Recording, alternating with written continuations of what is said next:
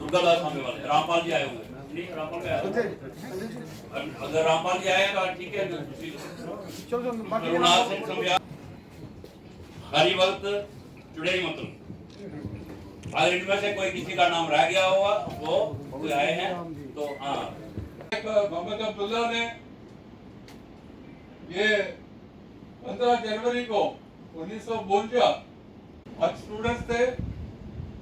अभी वो हल वाला झंडा सरकारी झंडा नहीं बना था, क्योंकि जम्मू कश्मीर का ना तो कॉन्स्टिट्यूशन था ना भी असेंबली पास हुई थी और वो सरकारी झंडा था ही नहीं। तो उसका विरोध हमने किया। जो उस वक्त के सीनियर हमारे उनकी डायरेक्शन पर हमने वहां पर उस झंडे को ना लहरा देने के लिए संघर्ष किया। मैं 11th क्लास का था उस वक्त। नमस्ते सदावत चले भारतीय भूखे आप सब खड़े हो गए, अपने अपने साल में खड़े हो गए, हमने प्रार्थना शुरू कर दी।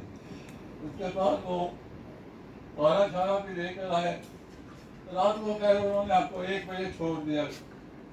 तो वो मैं ये इसलिए बता रहा हूँ कि उनको अरेस्टिगेट किया गया। तो उस कांटेस्ट में हमने भूख हड़ताल शुरू की। 40 दिन की भूख हड़ताल चली। रोज सत्याग्रह होता, प्रोटेस्ट करता था, उसको लेकर तो वो जेल में ले जा सकते। तो जेल में जब हमने संघर्ष चालू किया, 50% की मूवमेंट जो है वो एक परमिट पासपोर्ट टाइप बनाया होता था।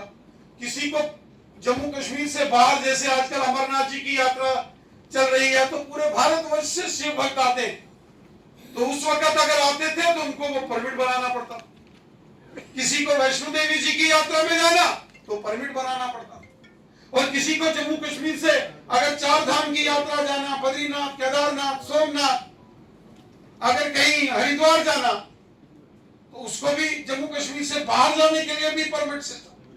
तो इन सभी विषयों को लेकर डॉक्टर श्यामा प्रसाद मुखर्जी, जो कि जवाहरलाल नेहरू की कैबिनेट में कैबिनेट मिनिस्टर, उन्होंने त्याग पत्र दिया और जवाहरलाल नेहरू को लिखा कि आप जो जम्मू कश्मीर को लेकर जिन नीतियों पर चल रहे हैं, ये राष्ट्र विरोधी नीतियां हैं।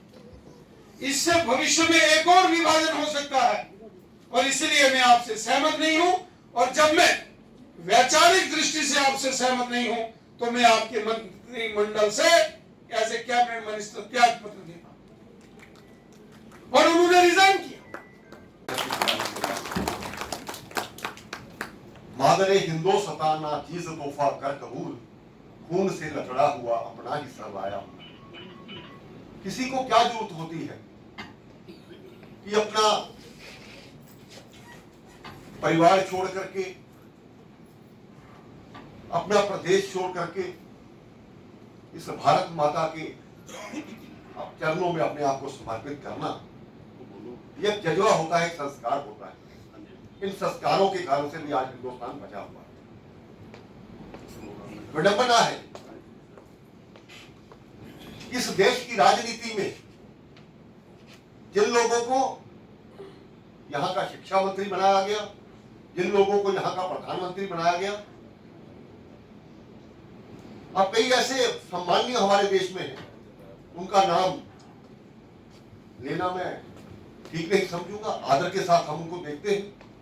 ये भी कहा जाता है, दे दी हमें आजादी बिना खड़ग बिना का हल, साबरमती के संत तूने कर दिया कमाल। गांधी जी के प्रति हमारी पूरी श्रद्धा है, लेकिन उस श्रद्धा के कारण से ये नहीं है कि हम अपने सही उन लोगों को भूल जाएं जिन्होंने अपनी फांसियां पर चढ़े। कौन सी अहिंसा?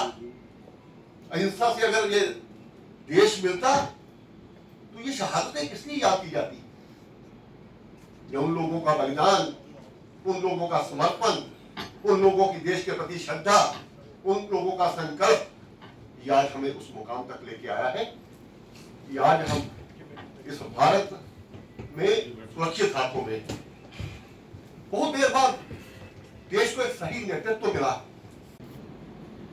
जिन्होंने जम्मू कश्मीर के आंदोलन में, यानी आजाद भारत के अंदर अपने ही भूभाग की आजादी के लिए एक बड़ा संघर्ष किया, बलिदान दिया, जीवन दिया, समय दिया, सब कुछ निछावर कर दिया। जब दूर तक अंधकार था तब दिया लेकर खड़े हुए ऐसे परिवारों को मैं सबसे पहले नमन करता हूं। आप सबके कठोर मेहनत और उन परिस्थितियों को अगर कोई याद करे जिन परिस्थितियों में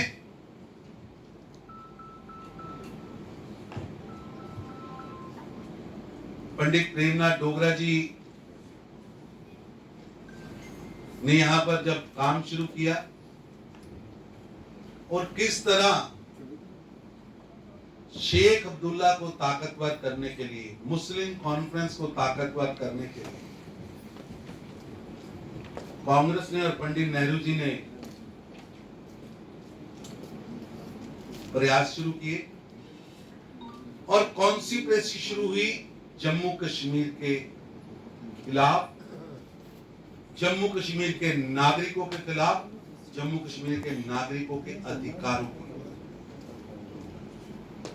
शायद एक ऐसी स्टेट होगी जहां कॉन्स्टिट्यूशनल असेंबली के लिए जो चुनाव हो रहा है उसमें